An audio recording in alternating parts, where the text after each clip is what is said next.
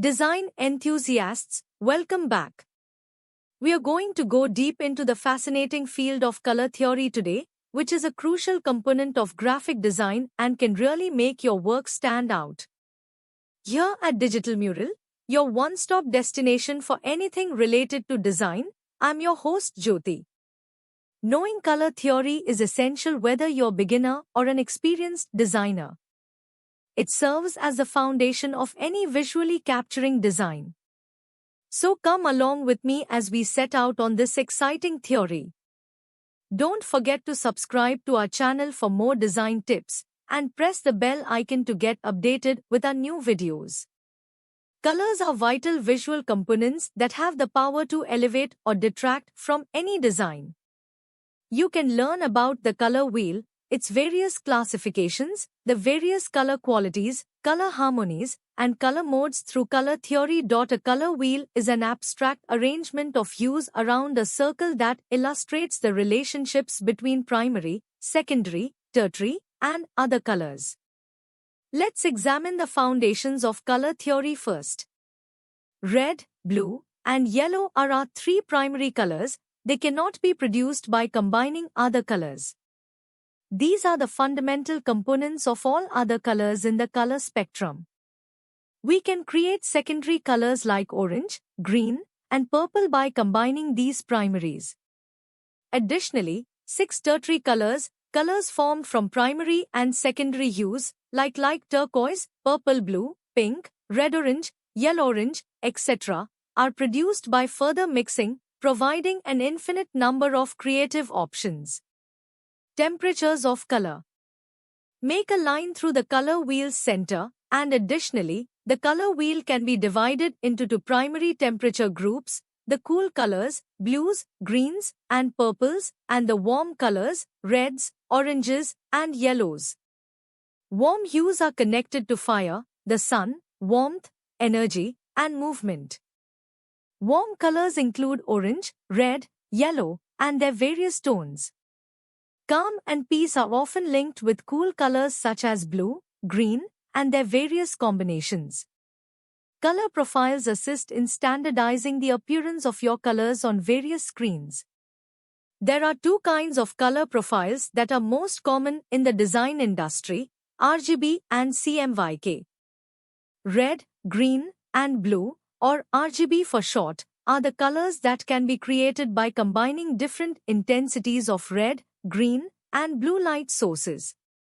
The color mixture gets brighter the more light you apply. White light is the result of combining the 3 colors of light. This is the digital output color mode that requires light to display color. CMYK, which is an abbreviation for cyan, magenta, yellow, and black, is also referred to as process color or faux color. If the design will be printed, use this color mode. The subtractive color mixing technique is used by CMYK. White paper is the base color for all colors, and we subtract colors until we reach black. Colors on a lighter, typically white, background are partially or completely masked in order for the CMYK model to function. The light that would otherwise be reflected is lessened by the ink.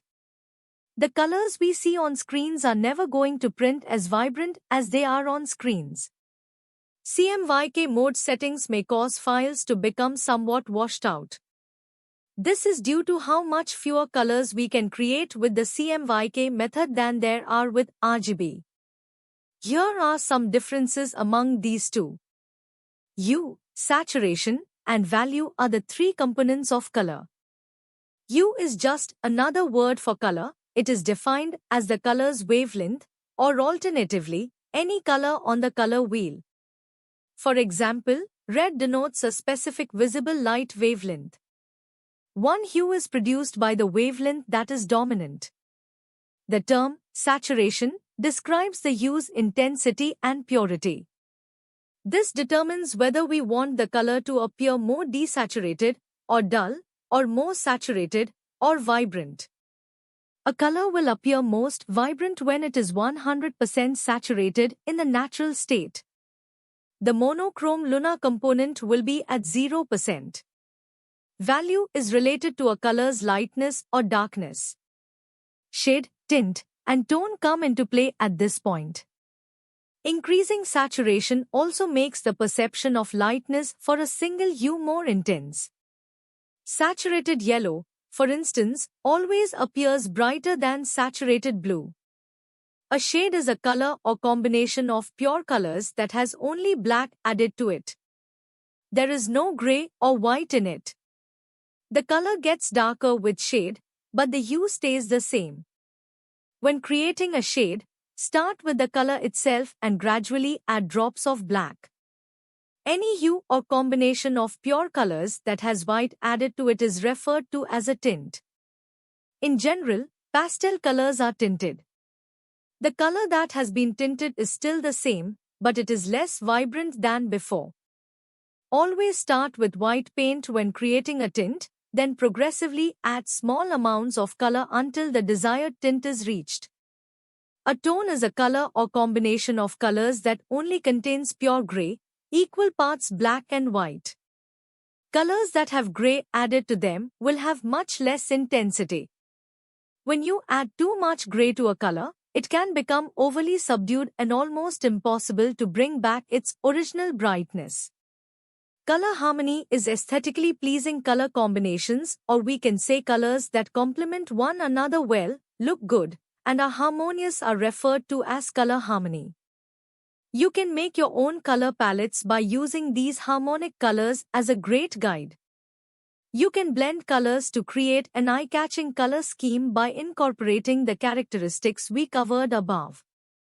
Let's examine a few of these harmonic colors that can be combined. Monochromatic, analogous colors, complementary, split complementary, triadic, square, rectangle, or tetradic. Now let's conclude. Knowing the color theory wheel will enable you to combine a wide range of colors, some of which can even serve as the focal point of your design. Learning color theory takes more than a single day, as it is a complex scientific subject. But in order to use your expertise to create a successful design, it is essential to understand the fundamentals. Thanks for watching, and happy designing! If you found this video helpful, don't forget to give it a thumbs up, subscribe to our channel for more design tips, and share it with your fellow creatives. Thanks for watching, and happy designing!